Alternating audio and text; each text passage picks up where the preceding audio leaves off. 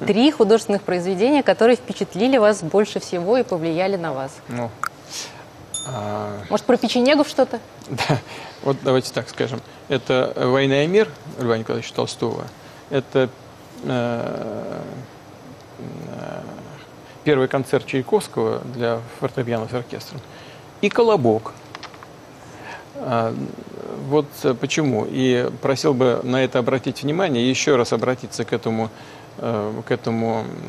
произведению всех моих коллег, которые занимают то или иное должностное высокое положение. Почему? Потому что как только вы, уважаемые коллеги, сочтете принимать за чистую правду